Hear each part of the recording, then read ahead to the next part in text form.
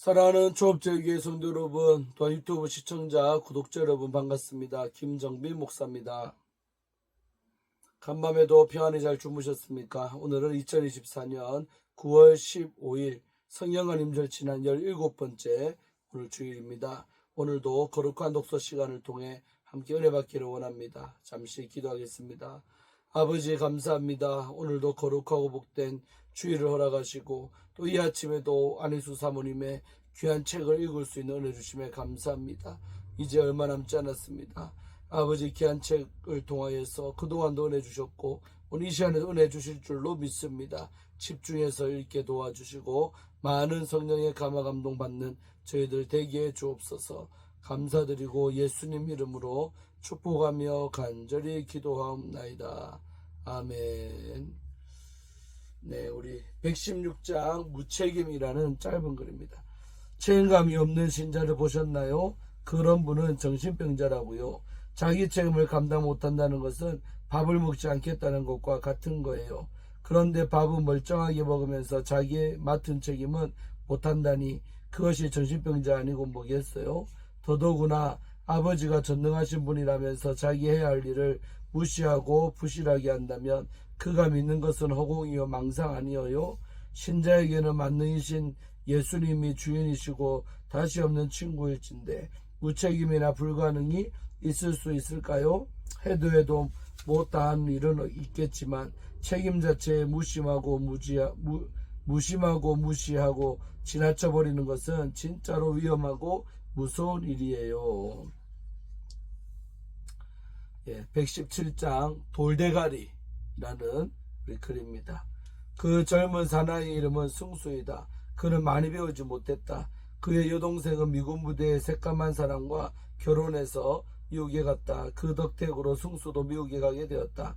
초청장이 오자 승수는 그동안 애써 일하던 것을 집어치우고 밤낮으로 돌아다니며 놀기만 했다. 동네에서 잘 알고 지내던 어른 아저씨가 승수에게 말해주었다. 이 사람 승수, 이제 미국에 갈 텐데 학원에 가서 영어를 배워야 하지 않겠는가? 승수는 너털웃음을 지으며 말했다. 아저씨, 저는 영어 말만 하는 나라에 가요. 그 나라 사람은 누구나 다 영어로 말해요. 아이도 노인도 흑인까지도 말하는 것이 영어지요. 듣는 것이 영어인데 나 같은 젊은 사람이 그 영어 천지에 가서 말 한마디 제대로 못하려고요? 이 사람아, 배우지 않고 영어를 어떻게 한단 말인가? 아이들은 뭐 배워서 합니까? 저절로 하잖아요. 아, 그래서 미국에 가면 저절로 다 된다는 건가? 그는 어른이 하는 말을 듣지 않았다. 승수는 모았던 돈을 가지고 여전히 방탕하게 생활했다. 보다 못한 친구와 충고했다. 이 사람아, 자네 미국에 가질 않나? 돈이 좀 있어야 구멍가게라도 시작할 것이 아니겠나? 친구, 자네 내가 어디 가는지 모르나? 온 세계를 지배하는 재벌의 나라에 가는데 이 째째한 돈을 가져가서 무슨 도움이 되겠나? 승수는 가소롭다는 듯이 웃기만 했다.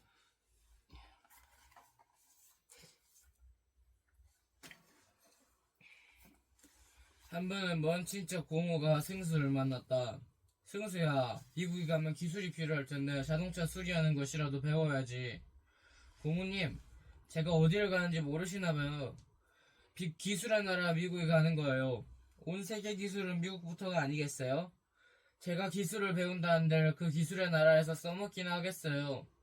승수는 고모 말도 우습게 여겼다. 드디어 승수는 미국에 도착했다. 오늘의 이 날을 얼마나 기다렸던가. 그러나 돈도 없고 기술도 없고 게다가 말도 모르는 그는 빈털터리일 수밖에 없었다. 애써 찾은 누이 동생은 사람 노릇 못한다고 밥도 주지 않았다. 기술이 없으니 무엇을 하겠는가.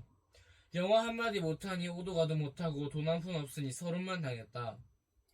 누이 동생이 버스표를 사주면서 한국 사람 많은 데 가서 없어지라고 하니 얼마나 기가 막히는가. 한국인 거리에 와서 상점마다 돌아다니며 애걸복걸하여 겨우 취직을 했다. 김치 공장이었다. 공장 구석에서 쭈그리고 잠을 잤다. 겨우 돈 벌어 헌차를 샀다. 그 헌차가 승수에게는 숙식할 수 있는 유일한 집이었다. 그런데 왜 그렇게 일이 꼬이는지 자동차에서 강도를 만났다. 하는 수 없이 싸구려 아파트를 샀다. 일터까지 가는 도중 그 오래된 똥차는 자꾸만 멎었다. 번 돈을 다 들여서 고칠 수밖에 없었다. 그런데 똥차는 또 고장이 났다. 똥차는 승수가 애써 번 돈을 다 먹어 치워버렸다. 그런데도 또 고장이 났다. 너무 속상해서 울면서 일했다. 같이 일하던 여자는 승수가 불쌍하기만 했다. 서로 말하다 보니 그만 사랑하게 되어버렸다. 결혼하게 되었다. 여자는 돈만 먹는 그 차가 싫었다. 새 차도 사고 가구도 사자고 했다. 승수는 여자 돈으로 사자고 했다. 그래서 부부싸움이 시작되고 한 번 시작된 싸움으로 그들은 늘 싸웠다. 여자는 주책 없는 남자에게 무척이나 화가 나 있었다. 벼르고 벼르다가 기어이 아픈 데를 건드렸다. 당신은 남자가 뭐 그래요? 돈도 기술도 영어도 모르면서 미국에 왜 왔어요? 거지가 되려고 왔어요? 승수는 화가 머리 꼭대기까지 치밀었다. 얼마나 괘씸한지 여자를 때리고 발로 차고 나가려고 했다.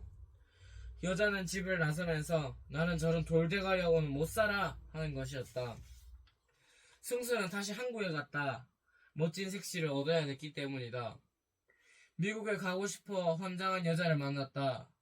승수는 1년 후에 여자와 함께 미국에 왔다. 여자는 영어를 할 수 있었기 때문에 금방 회사에 취직되었다.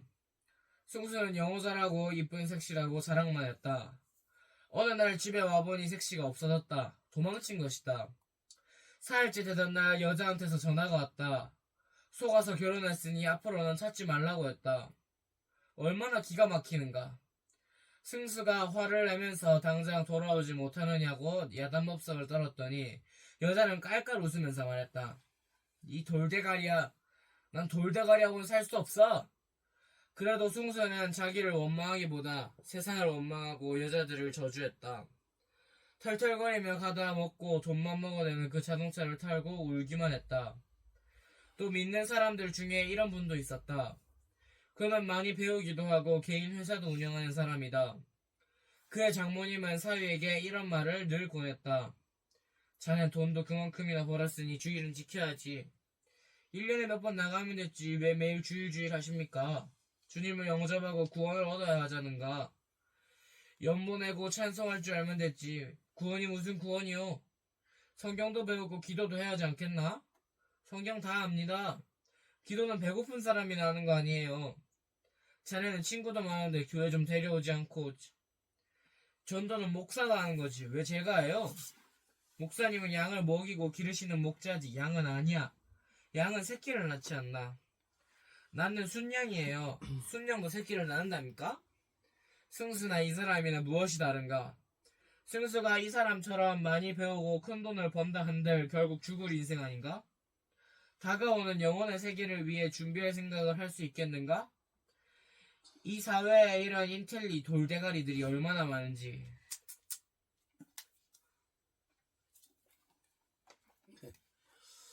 118장 우리 미움이라는 글입니다.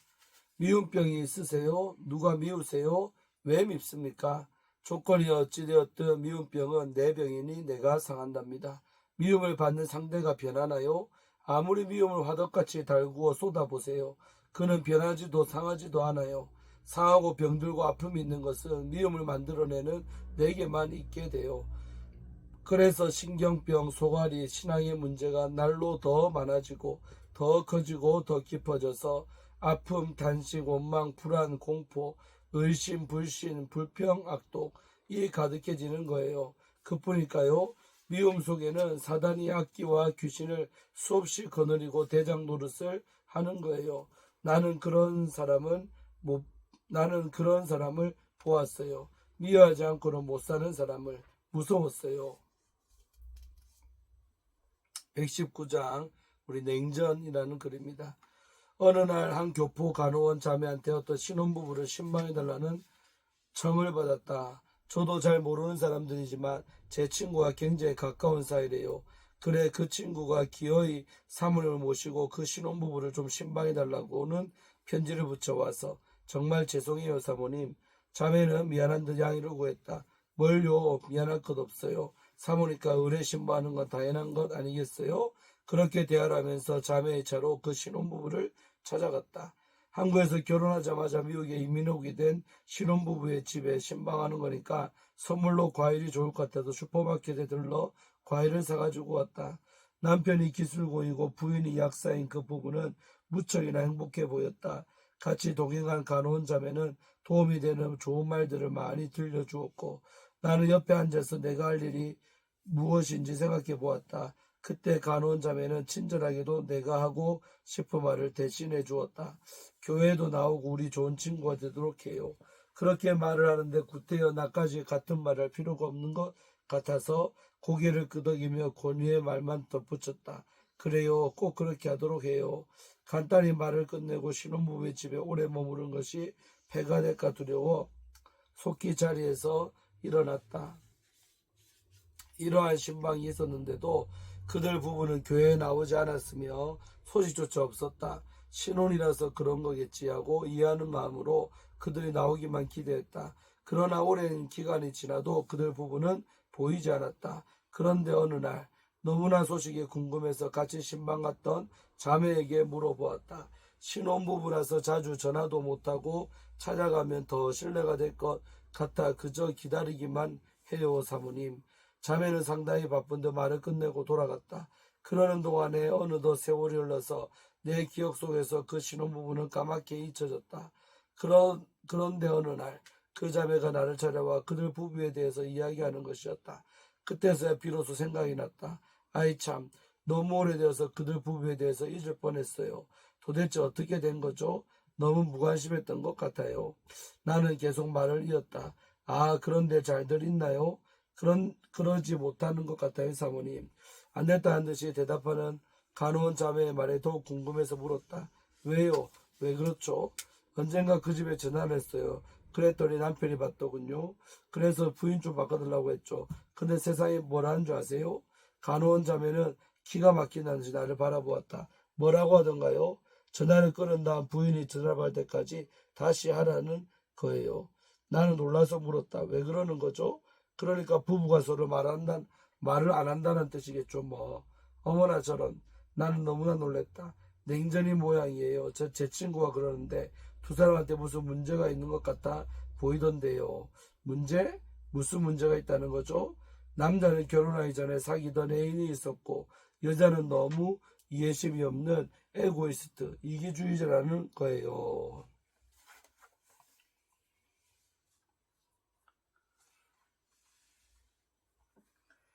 그러면 왜 결혼을 하고 같이 이민을 온 거죠?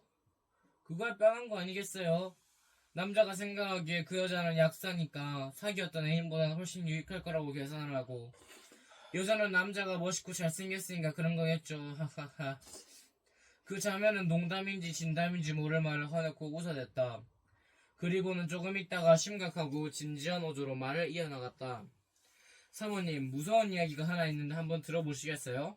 네, 그러죠. 한번 말씀해보세요.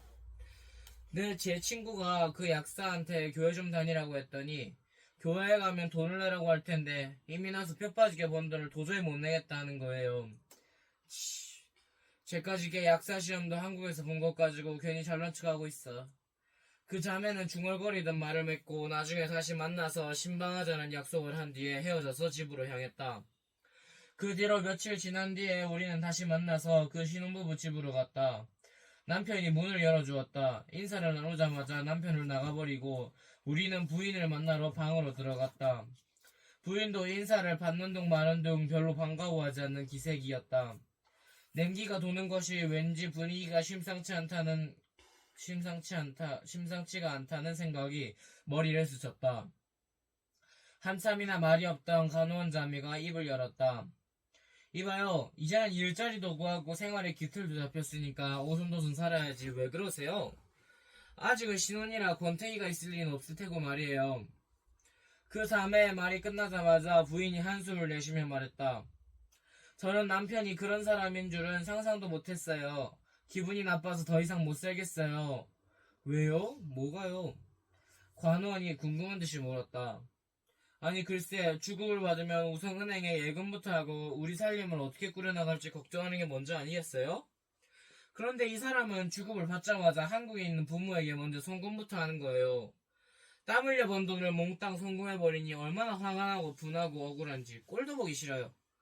생각해보세요. 우리는 결혼한 부부잖아요. 그것도 결혼한 지 6개월밖에 안 되었어요.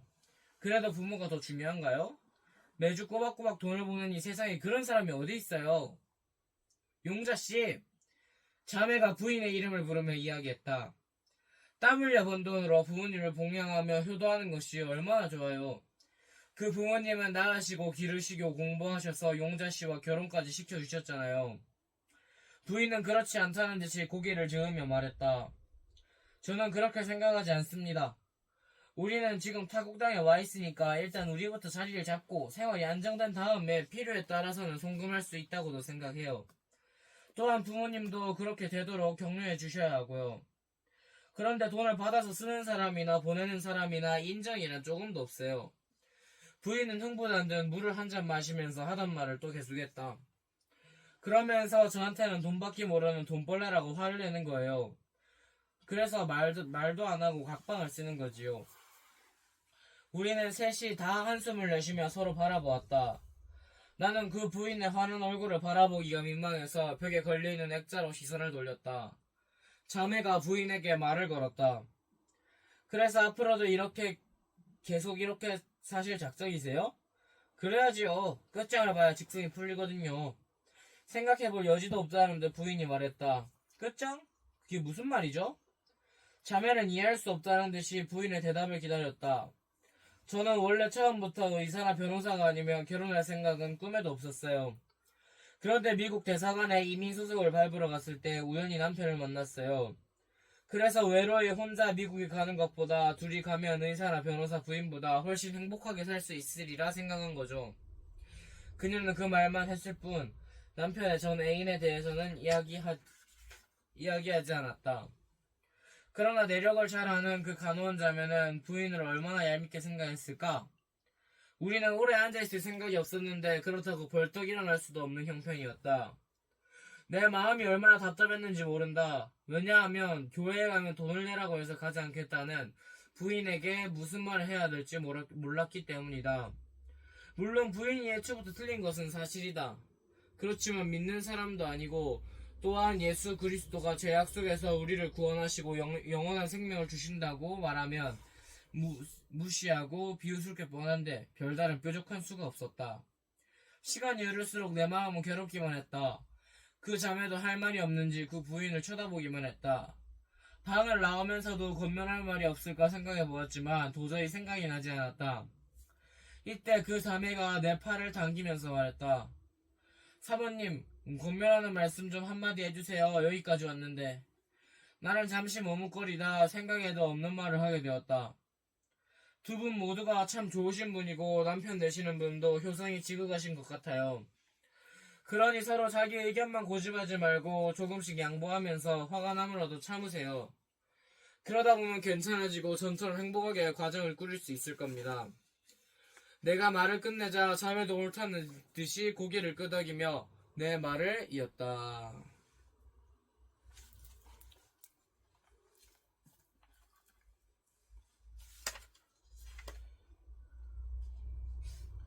그렇고 말고요. 효자는 하나님이 하신다고요. 그래서 아들, 딸들에게도 축복을 해주신대요. 집을 나오기 전에 그 부인을 붙잡고 하나님의 말씀을 전하고 싶은 마음이 간절했지만 미국 약사 시험을 준비하느라 바쁜 듯해서 더 이상 말을 할 수가 없었다. 집으로 향하는 발걸음이 말씀을 전하지 못해서인지 무겁기만 했다. 얼마나 세월이 흘렀을까. 어느 날 나는 우리 교회에 나오는 한 약사 자매가 일하는 큰 병원에 들렀다. 같은 교민인 환자와 함께 국립병원에 갔다 오는 길이라 잠깐 인사만 나누려고 했다. 들어서자마자 그 약사 자매는 뛰어나와 나를 끌어안으며 반겨주었다. 내가 먼저 뻘에 들르고 오랜만에 왔는데 이젠 보조사까지 두고 많이 성장했군요. 우리는 그러면서 이런저런 이야기로 잠시 시간을 보냈다. 그러다가 무슨 말끝인가 약사 자매는 다른 한 간호원을 가리키며 귓속말로 소곤거렸다. 사모님, 저 여자는 좀 머리가 이상하거나 과대망상증에 걸린 것 같아요. 약사 보조밖에 못하면서 말이에요. 왜요? 무슨 일이 있나요? 나는 궁금해서 물어보았다. 만나는 사람마다 붙들고 중매 좀 서달라는 거예요. 그리고 자기를 만나는 모든 남자들이 자기를 좋아한다나 어쩐다나 하면서 떠벌리고 다녀요. 설마 그럴 리가 있겠어요?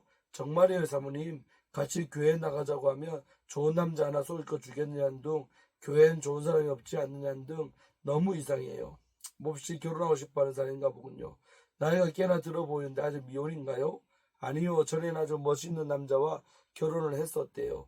그런데 돈 문제 때문에 싸우고 1년간 별거하다가 남자는 전에 사귀던 애인과 재혼하고 여자는 저 꼴이 됐대요. 그래서 그런지는 몰라도 잘생긴 남자가 보면 자기 남편과 비슷하다고 한답니다. 그 말을 듣고 나는 그 보조사의 이름을 물어보았다. 서용자. 그 이름이 내 귓전에 쓸 때 옛날에 아득한 기억이 떠올랐다. 바로 그 냉정 상태의 주인공이 아닌가. 혹시 저 보조사 돈 꽤나 모으지 않았나요? 신방했을 때 기억을 더듬으며 물어보았다. 그래요. 근데 참 이상해요, 사모님. 저 여자는 바늘로 찔러도 피 한 방울 안 나올 정도로 구두쇠거든요. 그래서 돈을 버는 족족 은행에 예금하는데 몇천 불 정도가 되면 병이 나서 병원비 약값으로 다 날려버리는 거예요. 그래서 항상 저렇게 초라하게 살고 있어요. 그러니 누가 좋다고 저런 여자와 결혼하겠어요? 저러다가 죽어서 지옥이나 가지 않을까 걱정이에요. 잘 다이루고 사랑으로 감싸주면서 하늘나라로 인도하도록 하세요. 그렇게 말을 하기는 했지만 몇 해 전 신바했을 때를 생각하니 마음이 어둡기만 했다. 그래도 약사 자매 미스 김에게 다시 한번 부탁을 했다. 미스 김, 내가 뒤에서 열심히 기도할 테니까 저 여자분에게 복음을 전해주도록 해요. 그러나 나는 내가 복음을 심어야 한다는 충동에 사로잡혀 그 여자 보조사에게 다가갔다. 안녕하세요. 네, 근데 누구시죠? 상당히 오래된 일이라 기억을 못할 거예요. 글쎄, 어디서 많이 뵌 것 같은데 잘 기억이 나질 않네요. 전에 뇌수술을 받아서 기억력이 둔해졌어요. 그래서 약사 보조하는 것도 무척 힘들어요. 그런데 누구시죠? 그 여자는 모르겠다는 듯 기아뚱거리며 다시 물었다. 그것은 그렇게 중요한 문제는 아니고 교회 가보신 적 있나요? 그럼요. 정말 잘했어요. 그러니 얼마나 좋아요. 그런데 교회에 가도 좋은 일이 하나도 없어요. 그저 뭐 좋은 일이 없을까 해서 여기저기 다니는 거예요. 나는 그 말을 듣고 놀라지 않을 수 없었다. 그래, 좋은 일이 한 번도 없었나요? 저는 과거가 있는 여자라서 그런지 좋은 일이 없었어요. 공연히 허공만 치고 다니는 거죠. 용자 씨에게 꼭 하고 싶은 말이 있어요. 무슨 말씀이죠? 하나님은 용자 씨를 사랑하셔요. 저를요? 하나님이요? 믿어지지 않는 여자가 되물었다. 그래요. 저는 과거가 있는 여자라고 처음부터 말씀드렸잖아요. 그래서 세상 사람들은 과거가 있는 여자라고 무시하고 비난할지 모르지만 하나님은 뭐라는지 아세요? 글쎄, 그 여자는 말을 끊었다. 하나님은 용자 씨를 보시면서 그럴 수도 있지 하신답니다. 그래서 하나님은 용자 씨를 돕기 원하시고 항상 함께 하신답니다. 뭐라고 하셨죠? 하나님은 용자 씨의 과거에 대해 그럴 수도 있지라고 말씀하시며 그 안타까운 현실을 돕고 싶어 하신답니다.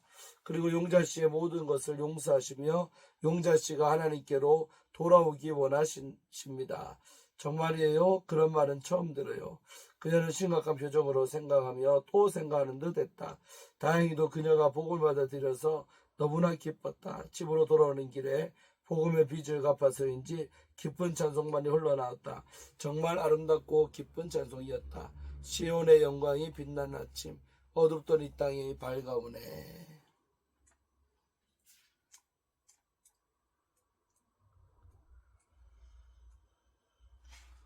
예, 오늘 여기까지 우리 읽고 내일 이제 마지막으로 한 번만 더 읽으면 이 책이 끝이 납니다. 그렇게 하시고 오늘도 큰 은혜 받은 줄로 믿습니다. 기도하고 마칩니다. 아버지 하나님 감사합니다. 오늘 이 아침에 또 거룩한 독서 시간을 통해 귀한 글을 읽고 은혜 받고 영적으로 도전받게 하심에 감사를 드립니다. 아멘. 아버지 우리들에게도 지혜를 주셔서 정말로 우리의 가정들이 깨어지지 않게 하시고 행복한 가정 되어서 저런 복된 삶을 누리며 사는 우리가 다 되게 하여 주옵소서. 아멘. 감사드리고 예수님 이름으로 축복하며 간절히 기도하옵나이다. 아멘. 아멘. 할렐루야. 오늘도 복된 날 되시고 또 몇 시간 후에 교회 나오셔서 함께 은혜 받는 주일 되기를 바랍니다. 샬롬.